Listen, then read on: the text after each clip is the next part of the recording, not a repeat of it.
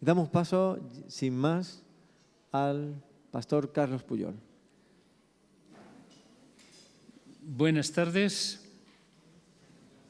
Tal vez nos ha faltado hacer una declaración de principios al comenzar este simposio, y es que los temas que estamos presentando son el resultado de una investigación personal, que no implica necesariamente que todos estemos de acuerdo.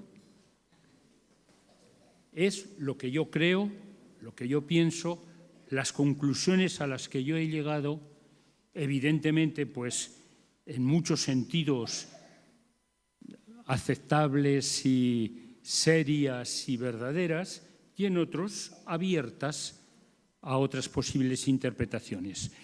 En todo caso, me hago responsable de lo que voy a decir, pero no os obligo a que vosotros lo aceptéis como una verdad absoluta. Yo no tengo mucho problema, porque mi tema es histórico, no es teológico, pero bien, empecemos. Martín Lutero, una personalidad compleja. Es un título, podría haber otros. Pero una primera consideración que quisiera hacer es que si tuviéramos que enmarcar la figura histórica de Martín Lutero en el contexto de la intervención de la providencia divina,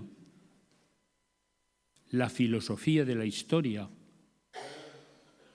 pues tal vez nos vendría muy bien leer alguna cita de Elena de White, donde ella dice: Dios nunca ha dejado a su Iglesia sin un testigo en todas las escenas de prueba, de oposición y persecución, en medio de las tinieblas morales por las cuales pasó la Iglesia.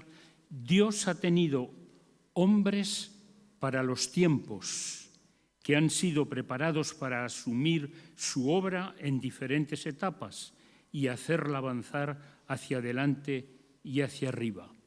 La expresión hombres para los tiempos en inglés es hombres de oportunidad. Es una traducción, si queréis, libre, pero en todo caso se ajusta a lo que Elena White quiere decir y al uso que hace de esa expresión en otros contextos. La obra de Dios en la tierra presenta siglo tras siglo sorprendente analogía en cada movimiento reformatorio o religioso. Los hombres son en la mano de Dios instrumentos de los que Él se vale para realizar sus fines de gracia y misericordia. Cada cual tiene su papel que desempeñar. A cada cual le ha sido concedida cierta medida de luz adecuada a las necesidades de su tiempo y suficiente para permitirle cumplir la obra que Dios le asignó. En una cita que no he incluido porque iban a ser demasiadas y el tiempo apremia, dice Elena de White: Dios escoge para que sean sus representantes entre los hombres. Dios no escoge para que sean sus representantes entre los hombres a ángeles que nunca cayeron, sino a seres humanos, a hombres de pasiones semejantes a las de aquellos a quienes tratan de salvar. Esto se ajusta perfectamente a Lutero. En todo caso, el personaje es un personaje debatido, muy debatido. Yo diría más, el personaje es signo de contradicción. La persona, la vida y la obra del reformador han sido muy debatidas por sus historiadores, lo dicen los historiadores mismos, dependiendo muchas veces de la confesionalidad de los luterólogos. Teófanes Egido, por ejemplo, un especialista en historia moderna de la Universidad de Salamanca, dice: a la hora de transmitir lo que fue y significó Lutero, el historiador se encuentra ante una doble realidad, la de la recepción de Lutero a través del tiempo y de las interpretaciones, y el otro Lutero, resultado de los análisis más rigurosos de hoy día. Posiblemente haya influido más el primero que el segundo, es decir, el producto de las manipulaciones ideológicas y de intereses multiformes, fruto de las pasiones confesionales que formó la leyenda antiluterana perdurable. El catolicismo combativo se nutrió de la imagen de un Lutero cuasi diabólico y pervertido. Hoy día puede decirse que, al menos en parte, estas posturas radicales han cedido el terreno a visiones menos apasionadas y más sosegadas.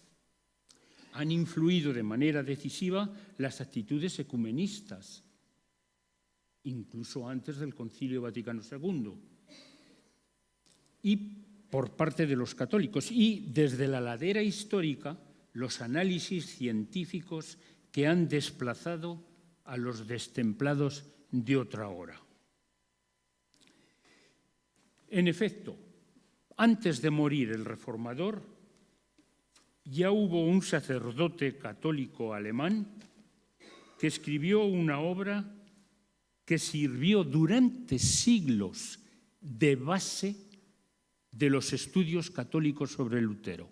Esa obra, evidentemente, era absolutamente negativa, formó lo que se llama la leyenda antiluterana perdurable y que fueron seguidas incluso posteriormente, siglos posteriormente, por otros autores, yo diría mucho más serios o al menos mucho mejor documentados, como por ejemplo de Nifle, un padre dominico, autor en 1903 de Lutero y el luteranismo en su primer desarrollo, y que es considerado hoy el culmen de las corrupciones bajomedievales.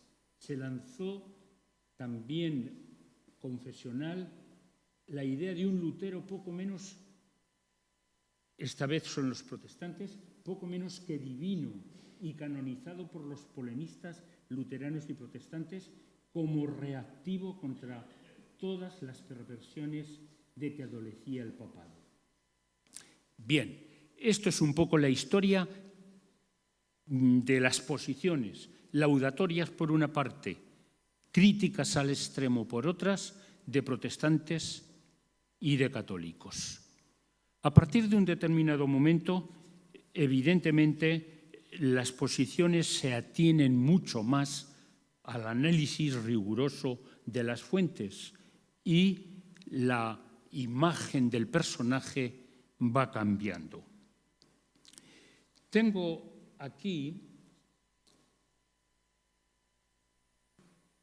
una declaración que pertenece a un profesor de historia de la Iglesia de la Gregoriana en una biografía de Lutero que editó aquí en España y que cito con cierta frecuencia tanto en este tema como en el libro, que es García Villoslada.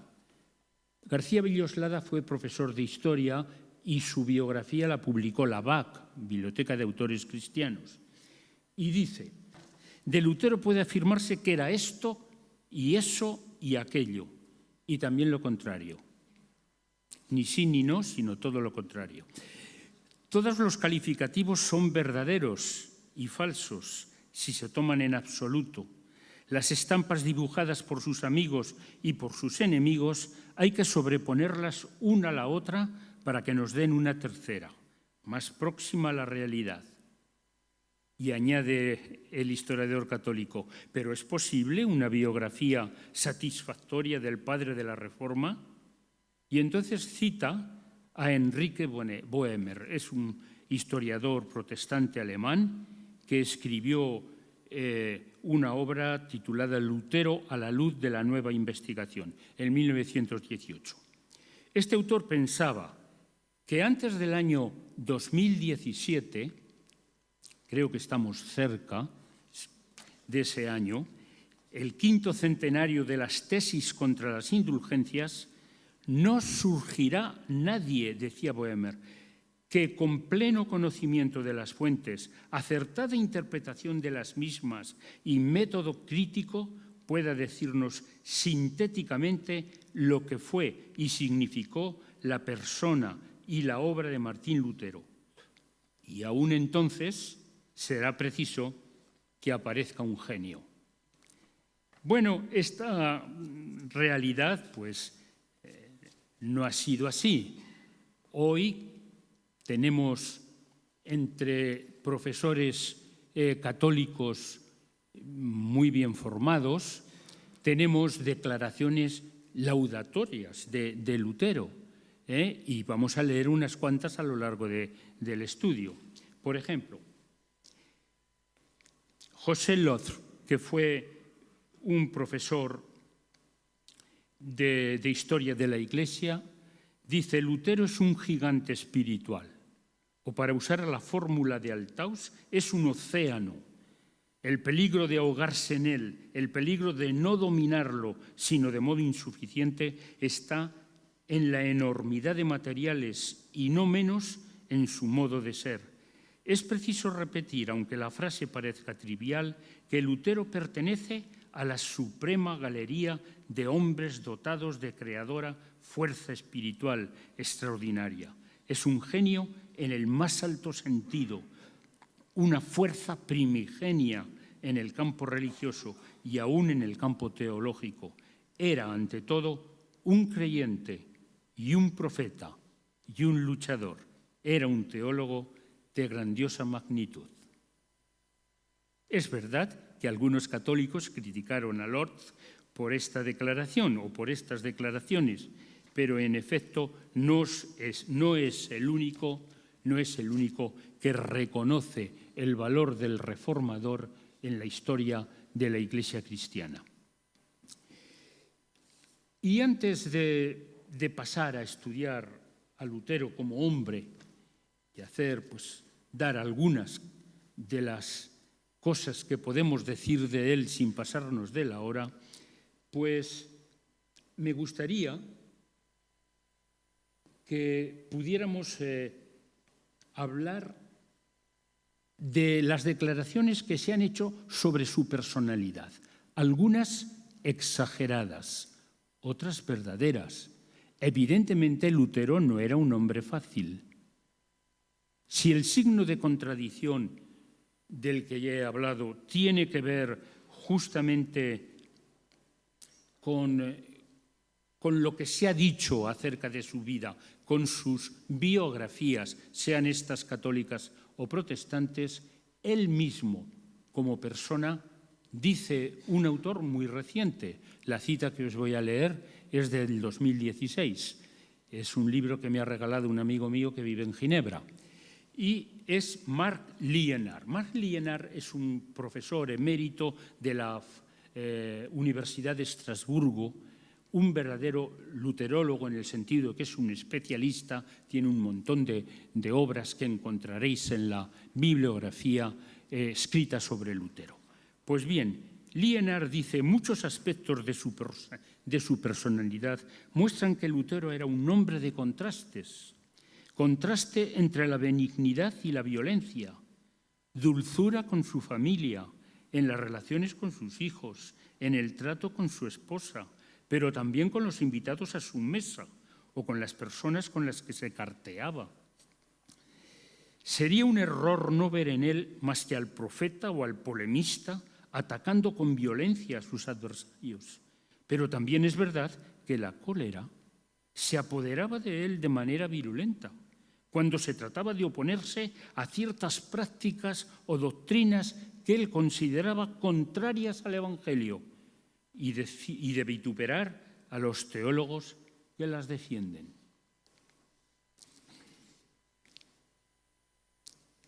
Según el barón de Montesquieu,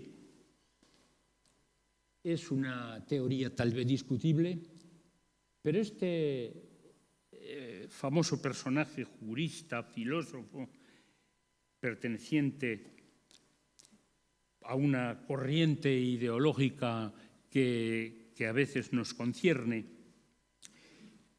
Este hombre decía que el ser humano, el hombre, es reflejo del ambiente en que vive.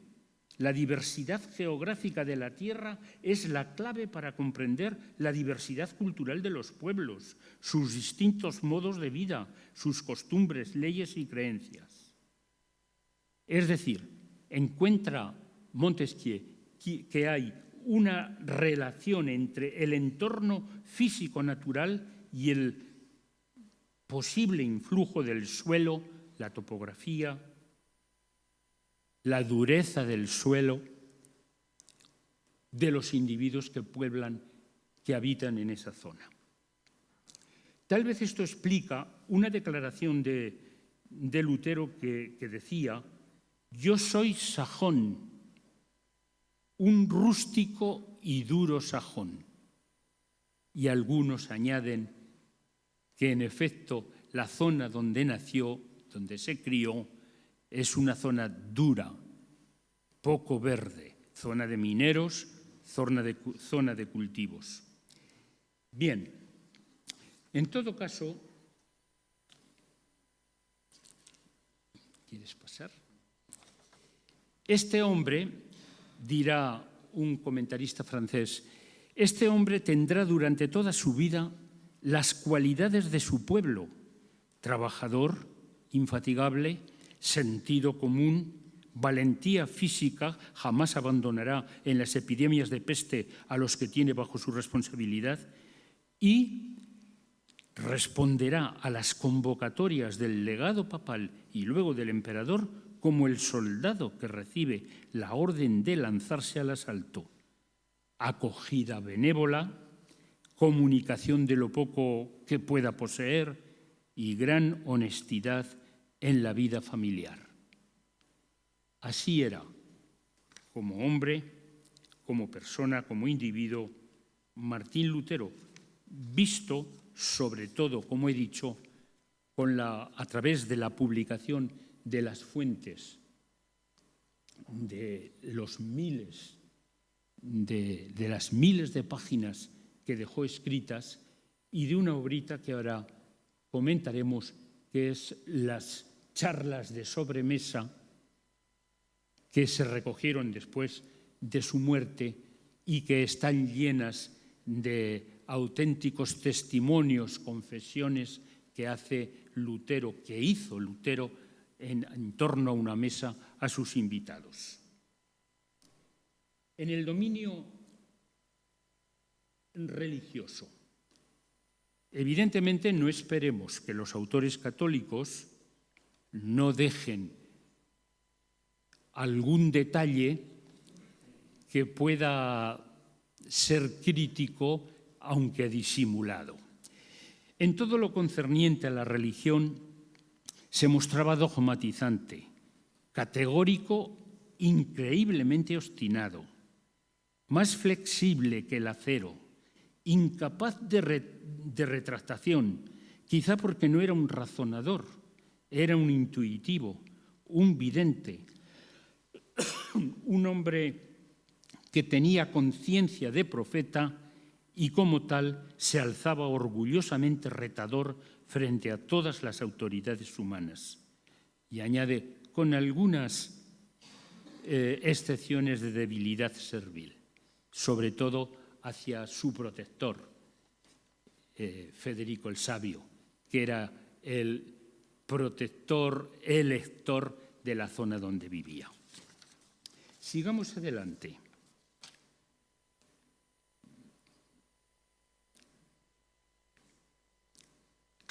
Consideremos a Lutero como escritor. Gracias. Si lo completamos por su faceta literaria, hay que confesar que allí radica una de las principales causas de sus grandes éxitos o triunfos. Leyendo a Lutero, nos encontramos con un autor personalísimo que siempre habla de sí mismo o de los hombres y cosas que vitalmente le conciernen, le interesan. No le gusta discursear, sino afirmar hiperbólicamente todo. Cultiva la predicación popular la exégesis bíblica en forma sencilla, casi conversacional, los versos propagandísticos, el himno religioso. No olvidemos esto porque hemos cantado un himno de Lutero, pero no es el único. Cuando estuve en Suiza, yo estaba en la zona de la Suiza alemana y evidentemente el himnario que teníamos en la iglesia pues eran la mayor parte himnos de la época de Lutero y de poco después. Eran himnos muy, muy típicos de aquel tiempo, que contrastaban evidentemente con los ritmos que teníamos en nuestro himnario adventista. Bueno, Lutero es un escritor caudaloso, fácil dentro de una simplicidad casi esquemática, improvisador, obsesivamente reiterativo, creador de formas lingüísticas de vocablos así alemanes como latinos, apasionado y poético, riquísimo de fantasía, amante de la paradoja, polemista sin rival. Él decía: yo he nacido para pelear con los facciosos y con los demonios y para estar siempre en campaña. Por eso mis libros son tempestuosos y batalladores. Otra pincelada más del personaje al que hemos dicho desde el comienzo que era una personalidad compleja. Vayamos adelante. ¿Qué opinaban de él sus discípulos, su gente? ¿Y qué opinaba de él mismo? ¿Cómo lo veían sus seguidores? Bueno, esto es muy interesante porque no solamente Lutero tenía una imagen de sí mismo posiblemente excesiva, sino que así lo consideraban los que le seguían. Entre los primeros seguidores del reformador, Lutero era considerado como un hombre de Dios, un nuevo Pablo, un profeta de Dios, un hombre divinamente inspirado, llegando a decir que era un nuevo apóstol, el quinto evangelista, apareciendo su imagen en algunos templos con el rótulo Divus Exemptus Doctor Martinus Lutherus, el divino y el santo Martín Lutero, o medallas con la inscripción Profeta Germanie, es decir, profeta de Alemania. Melanchthon, un hombre muy allegado a él, posiblemente el que mejor le conoció, enseñaba que la luz del Evangelio, entenebrecida en la Iglesia después de los apóstoles, se había reencendido y hecho más clara por la predicación de este nuevo Elías, miraculum inter homines, milagro entre los hombres. No se extrañe entonces que posiblemente en esta frase de Melanchthon se inspiraron los constructores del muro de la Reforma de Ginebra, donde dice que después de las tinieblas, post tenebras, luz, viene la luz. Sigamos pues. Hay un personaje que fue su confesor, no es un personaje poco importante. Este hombre dice, se llama Juan Bugenhagen, dice: él era sumo profeta y enviado de Dios para reformar la Iglesia. Y añade, escuchad bien, adventistas, el verdadero ángel de que habla el Apocalipsis, que volaba por en medio del cielo, teniendo el Evangelio eterno para evangelizar a todos los moradores de la tierra. Eso pensaba su confesor. Bien, no disponemos de una autobiografía del personaje, Y quiero decir que después de 1546, cuando muere, los panegiristas, los excesos laudatorios concerniente a él se multiplican. Son los únicos testimonios que nos llegan de esa época, representantes, por supuesto, del protestantismo en general y del alemán en particular. Y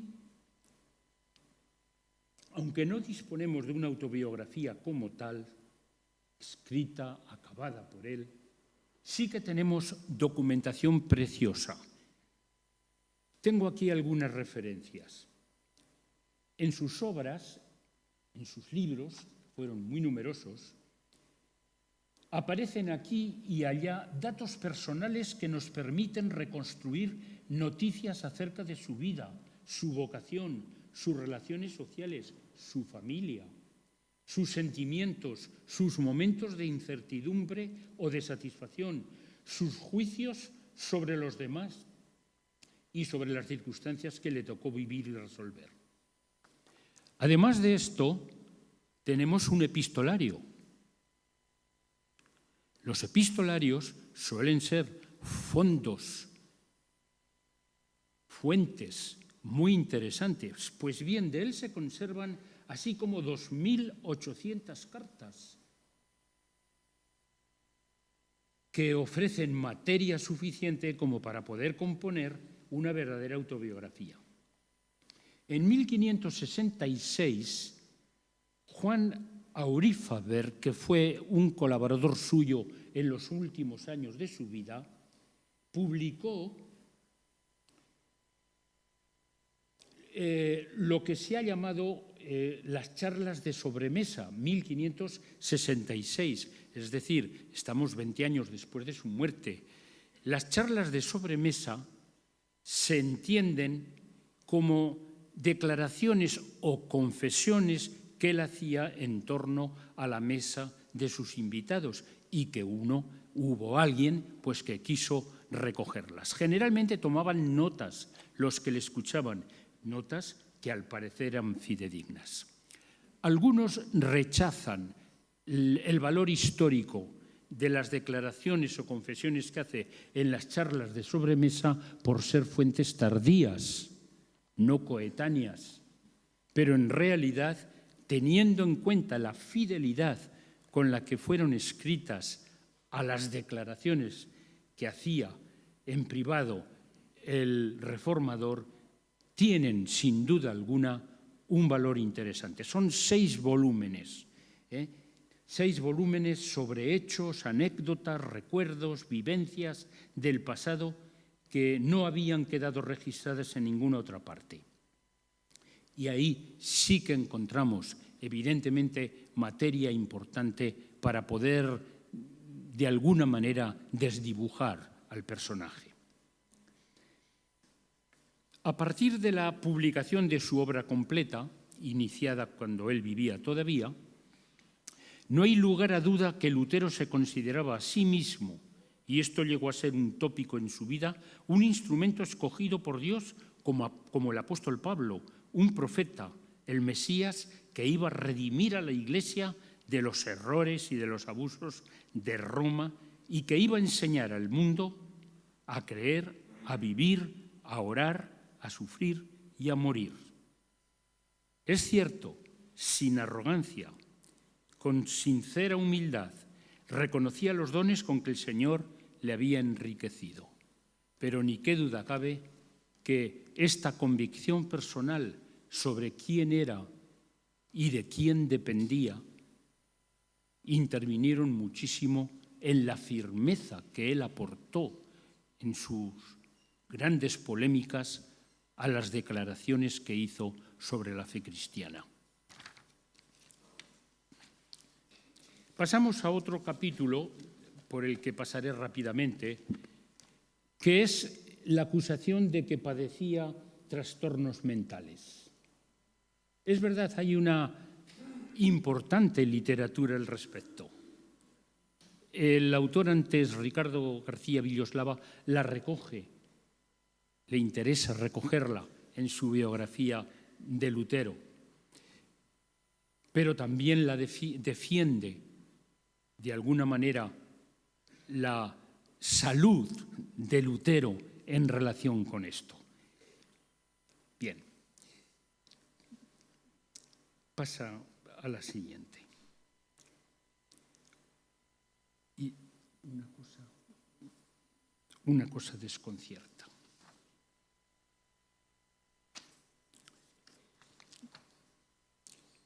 Voy a citar únicamente la declaración final que hace a ese comentario de sus trastornos mentales, que evidentemente no acepta al menos plenamente. Admiremos por lo pronto, sin pretender rivalizar con ellos, esto es de otro autor, perdón, esto es de un autor francés, Lucien Febvre, que recoge en clave de humor estas declaraciones. Y dice, admiremos por lo pronto, sin pretender rivalizar con ellos, a esos psiquiatras improvisados que con magnífica seguridad emiten diagnósticos contradictorios sobre el Lutero enfermo. Resistamos a los encantamientos de esos psicoanalistas fáciles que dan, y con qué solicitud, a los requisitorios de Denifle. Denifle es ese dominico que escribió una biografía tremenda contra Lutero, sobre la lujuria secreta de Martín Lutero, el apoyo esperado de las teorías freudianas sobre la libido y la represión. Febvre no acepta tal cosa. Y el comentarista, el historiador católico, dice, una cosa desconcierta de Martín Lutero a cuantos estudian sus enfermedades psíquicas: la tremenda resistencia de su alma y de su cuerpo con que soportaba fatigas mentales y físicas, hablando, enseñando, disputando, predicando y sobre todo escribiendo sin cesar en latín y en alemán, libros y más libros de carácter teológico, exegético, pastoral y polémico. Parece que un hombre tarado psíquicamente o neurasténico no puede tener aguante para desplegar tantas energías y perseverar en su tarea. Bueno, ahora tendremos que ir rápido por aquí. La vida de Martín Lutero, su niñez, evidentemente, fue una niñez dura. Sus padres eran mineros, su padre era minero, aunque él dice que soy hijo de campesinos. Mi bisabuelo, mi abuelo y mi padre fueron auténticos campesinos. Yo debiera haber sido campesino. La realidad es que nunca conoció a su padre como campesino, porque él nació cuando su padre se había trasladado ya a una zona minera para mejorar su situación económica. De su educación sí que se habla. Mis padres fueron muy severos conmigo y me volví tímido hasta el acoquinamiento, aunque solo querían mi bien, pero no sabían discernir los espíritus y eran desmedidos en los castigos. ¿Cuántos han tratado de ver aquí la razón de sus problemas mentales posteriores? Cosa que no tiene absolutamente fundamento. Bien, una cosa importante es lo que ya he señalado de su participación en la escuela de los hermanos de vida común. Medio monjes, medio laicos, pero eran los representantes más importantes, en efecto, de lo que se ha llamado la devoción moderna. La devoción moderna impregnó, como nos ha dicho anteriormente el pastor, impregnó por completo ciertas zonas, ciertos lugares de la Iglesia Católica, porque eran católicos. Pero yo pregunto, ¿hasta dónde el año vivido, cuando tenía 14, con los hermanos de la vida común, pudo influir en la preparación inconsciente de la gran reforma que él hizo estallar cuando tenía 34? Depositaron sin saberlo aquellos religiosos que en efecto propugnaban la reforma de la Iglesia, alguna semilla de cambio y depuración religiosa en el alma de aquel adolescente que llegaría a germinar como un frondoso árbol años después? Bien, la adolescencia y la juventud. Sus padres lo cambiaron después de pasar por la escuela comunal, la escuela primaria, y por la escuela secundaria a los 14 años de los hermanos de la vida común. Sus padres lo llevaron a otro lugar donde tenía que hacer lo que llamamos ahora preuniversitario. La realidad es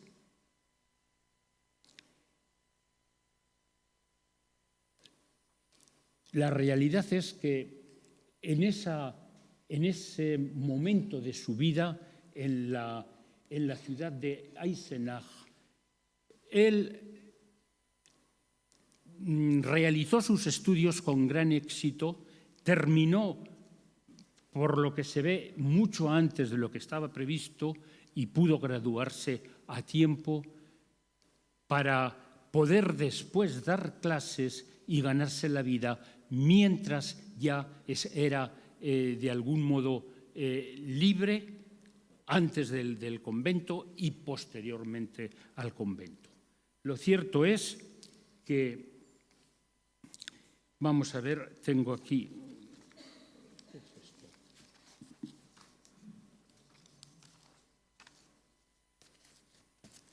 Perdonad, que los papeles se han traspapelado, como era de esperar.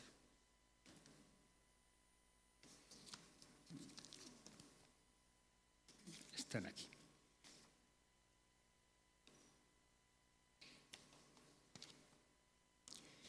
Sí, ya que se ha citado la relación de Erasmo con Lutero, tengo una cita de Erasmo que ha sido recogida por un profesor español, por Vicent Vives, un historiador.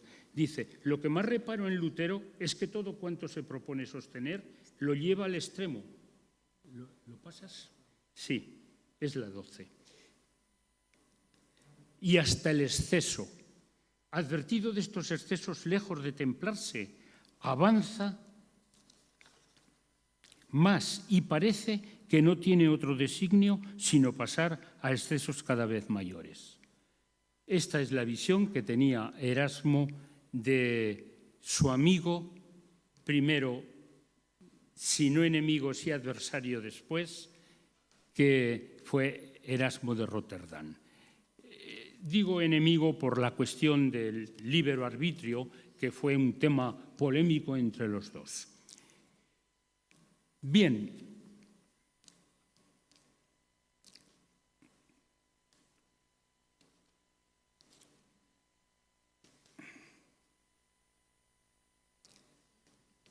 tengo que pasar rápido porque si no ya creo que me estoy agotando el tiempo. Bueno, de la infancia y de la adolescencia de Lutero hay que subrayar sobre todo, esto no está en eso, hay que retener sobre todo su sólida formación católica. Lutero no fue un rebelde de la Iglesia católica. Profesó como conventual porque los hermanos de la vida común decían que para conseguir la salvación el mejor camino era hacerse monje, aunque todos ellos no eran monjes. Lo cierto es que tenía una sólida formación, llevaba el sello de su medio popular, que era la devoción a Santa Ana, patrona de los mineros, y de esa espiritualidad intimista llamada la devoción moderna. Pero Lutero no fue en ningún momento un rebelde. De hecho, cuando ya había descubierto cosas con las que no estaba de acuerdo en la Iglesia católica y las enseñaba de alguna manera en la universidad, la realidad es que durante mucho tiempo, después incluso de haber clavado las tesis en la puerta de la iglesia de Wittenberg, él no quería separarse de la Iglesia, él no tenía la intención de separarse de la Iglesia. Pero fue justamente ese documento de las 95 tesis que le complicó la vida. Y aunque hoy se consideren las 95 tesis, la mayor parte de ellas completamente ortodoxas, o por lo menos aceptables, la realidad es que en aquel tiempo fue lo que originó su acusación de herejía.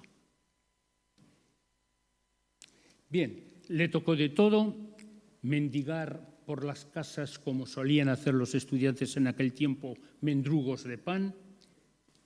Él mismo dice: no despreciéis a los muchachos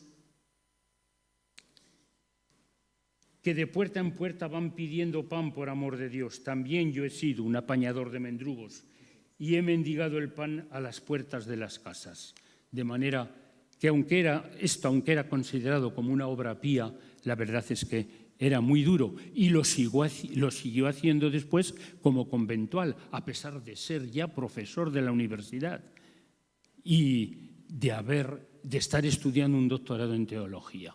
¿Por qué? Porque los agustinos eran una orden mendicante y tenían que ganarse la comida pues mendigando por las casas.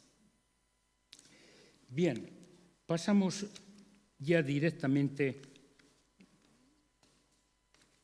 a Lutero como reformador.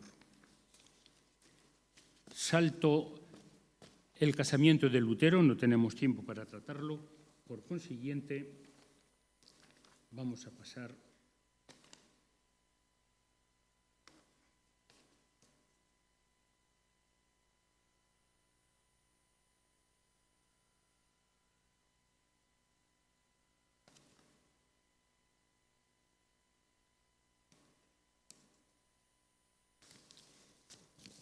Lutero como reformador.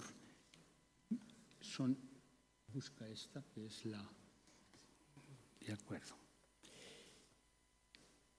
Hay dos, lo vemos también en el apóstol Pablo, hay dos medios, digamos, de preparación para una gran misión divina. Algunos medios son conscientes y otros inconscientes. Ni qué duda cabe que Pablo tuvo una preparación inconsciente, posiblemente desde antes del apedreamiento de Esteban, aunque entonces era un jovencito. Y después hay una preparación consciente. La de Lutero, evidentemente, empieza cuando, explicando los salmos, las epístolas de Pablo a los romanos y Gálatas, o Gálatas y romanos, él se informa, investiga y lee. No fue un profesor que salía del paso, era un profesor que se preparaba bien. ¿Cuáles fueron sus lecturas preparatorias? Un historiador del protestantismo, Leonard, encuentra 6. En primer lugar, era un buen conocedor del aristotelismo y, por supuesto, de la escolástica, con la cual evidentemente rompió. 2. También leyó a Ockham y a sus discípulos, Pierre de Agí, Gerson, Gabriel Biel, etc., en obras que tan pronto decían alternativamente que las obras humanas tenían valor, como acusaban a Dios, el juicio de Dios, de arbitrario. Tercero, leyó a los místicos y en esto posiblemente los hermanos de la vida común, la devoción moderna tuvo algo que ver. Cuarto, San Agustín, por supuesto, y los agustinianos recientes de la orden son los que más influyeron definitivamente en la preparación de Lutero como reformador de la doctrina tradicional de la Iglesia. Estudió las confesiones, la ciudad de Dios, etc. Además de las ediciones más recientes de la Biblia, Lutero leyó también a los grandes humanistas, aunque él no fue un humanista. Entre ellos, por supuesto, leyó a Erasmo. Ofrecieron a Lutero tal vez el concepto de la libertad del creyente ante los problemas religiosos que nos ha sido presentado ya. No obstante, no pudiendo confiar en el hombre, se manifiesta en oposición del humanismo cristiano que ellos propugnaban. En efecto, ¿cuál fue la gran diferencia entre Lutero y Erasmo, o entre Lutero y los humanistas? El concepto que unos y otros tenían del hombre. Para Lutero, el hombre no podía salir de su condición de pecador, solamente la gracia divina, mientras que para los humanistas el hombre tenía potencialidades que podía poner al servicio de la fe, de la religión. Y finalmente también leyó a los autores clásicos, pero no tanto por interés en lo que decían como por lecciones de estilo. Se entretenía con ellos. Como reformador se distingue Lutero por ser un hombre de valor. En primer lugar, de un valor indiscutible frente a la persecución. Después de haber sido sentenciado, excomulgado por las autoridades romanas, por la curia romana, Lutero tuvo que enfrentarse al emperador en la Dieta de Worms. Y evidentemente allí encontramos la fibra, la resistencia, la lealtad a su fe de Lutero. Pero además de esto, Lutero fue un hombre sano, no manipuló la Escritura jamás, no torció las Escrituras, era un hombre de una actitud sincera, honesta, como dice en la cita que vamos a leer a continuación, honesta con su conciencia. Y por consiguiente, en ese sentido, nadie le pudo acusar jamás de ser un hombre manipulador de la Escritura o de los argumentos que defendía en su oposición al catolicismo. Fue un reformador limpio, transparente, fiel a sus convicciones, a la palabra de Dios y a su conciencia. Y esto debemos tenerlo en cuenta porque, aunque sea un personaje muy discutido y aunque algunos lo hayan tachado de todo lo peor, evidentemente Lutero dejó un ejemplo en ese sentido de fidelidad que vamos a leer ahora. En la Dieta de Worms dice claramente, cuando en la segunda comparecencia tiene que responder si se retracta o no, en primer lugar reconoce que los libros que le han presentado son los suyos, no lo niega, y cuando le pide el mediador que se retracte, dice, esto lo hizo delante del emperador y delante de los dos legados pontificios. Ya que se me pide una simple palabra, voy a darla sin ambajes de ninguna clase. Si nadie me convence con el testimonio de la Escritura o con razones decisivas, no puedo retractarme, pues no creo ni en la infalibilidad del Papa ni en la de los concilios, ya que es bien manifiesto que con frecuencia se han equivocado y contradicho. Me siento vencido por los argumentos bíblicos que acabo de citar y mi conciencia está vinculada a la palabra de Dios. Ni puedo ni quiero retractarme de nada, porque es peligroso y nadie tiene derecho a actuar en contra de su propia conciencia. Yo os aseguro, termina, que Dios me ayude, amén. Yo os aseguro que en ese momento la libertad y la vida de Lutero pendían de un hilo, porque allí estaba sentado el emperador Carlos V. Y bien, así llegamos al final. Sabéis que fue, después de esta dieta, fue secuestrado, pero fue secuestrado por su protector. quien le hizo pasar casi un año completo en un castillo escondido entre las montañas, entre los bosques, el caballero Jorge. ¿Por qué? Pues para disimular, para que no lo detuvieran, se dejó crecer el cabello, lo vistieron como a un caballero con el jubón, etc. Y allí fue donde tradujo, en ese retiro forzoso, el Nuevo Testamento de Erasmo al alemán. Y termino. Vamos a hablar de su fallecimiento. Falleció Lutero durante su visita a su pueblo natal, a Eisleben, el 18 de febrero de 1546, a consecuencia de un ataque cardíaco o de una apoplejía. Sus últimos años no habían sido muy felices. Su salud estaba quebrantada desde hacía tiempo. Las reyertas entre los reformadores, en las cuales él mismo había tenido una parte cabal, lo apenaban. Sobre todo le afligía el hecho de que la predicación pura de la justificación por la fe no había conseguido transformar en mucho la vida social, cívica y política a su alrededor.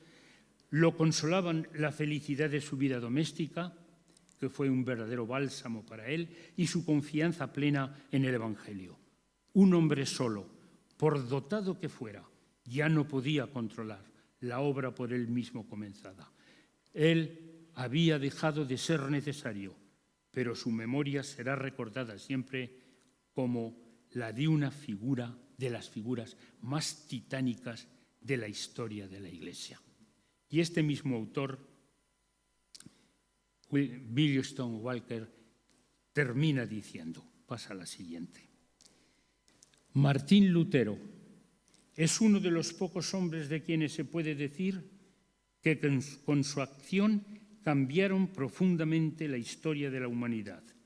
Sin ser un gran erudito, ni organizador, ni político, movió a los hombres por el poder de una profunda experiencia religiosa que le inspiraba una inalterable confianza en Dios y en la relación directa y personal con Él. Lutero no se convirtió en reformador por consideraciones teóricas de ninguna especie. Fue arrastrado por la fuerza de una profunda experiencia interior, a probar las creencias y las instituciones que veía a su alrededor. No puede ponerse en duda la profundidad y la nobleza de su experiencia. En el libro encontraréis un capítulo dedicado a la crisis religiosa, donde queda evidente que lo que generó la Reforma protestante fue en Lutero ese propio descubrimiento de la salvación en Jesús, esa propia comprensión de su propia salvación que lo había tiranizado durante muchos años de su juventud en la Iglesia Católica.